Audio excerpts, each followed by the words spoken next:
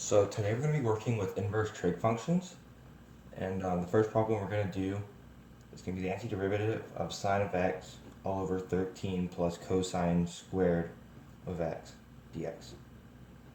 And so looking at this, we can determine that we're going to go into the form of inverse tangent because we see our u squared plus our a squared, or sorry, our u squared plus our a squared on the bottom and our du on the top. So what we need to do first though is identify that a is the square root of 13.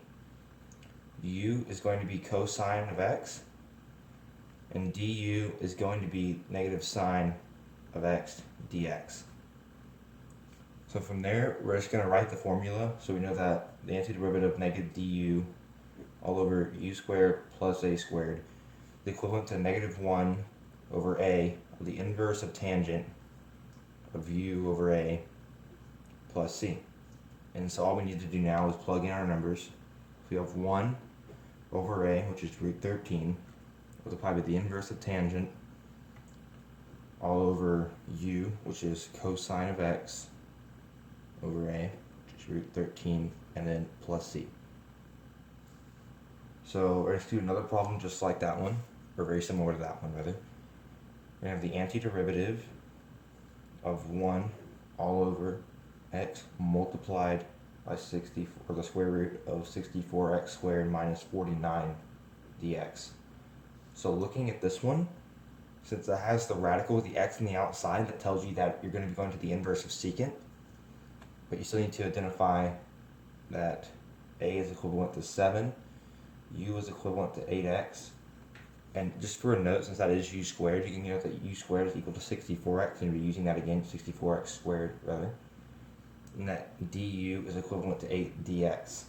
So we'll go ahead and write the formula, which is that du, where's my pencil, du all over u, okay, broke it again, radical 64x squared minus 40, or sorry,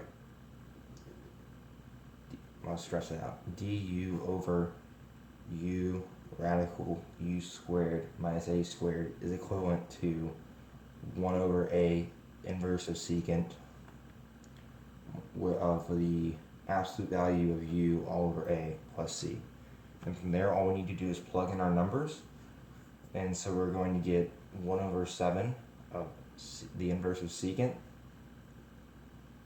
of the absolute value of 8x all over 7 plus c. And then lastly, we're just going to do one more, but we're just going to use e this time because it's technically an inverse trig function because it uses the natural log. So it's going to be e to the natural log of 15x, which is going to be equal to 7. And since e to the natural log of x is what we need to raise e to the power 2 to get x, or in this case 15x, it's going to be 15x is equivalent to 7, so x is going to be 7 all over 15. And that is inverse trig functions.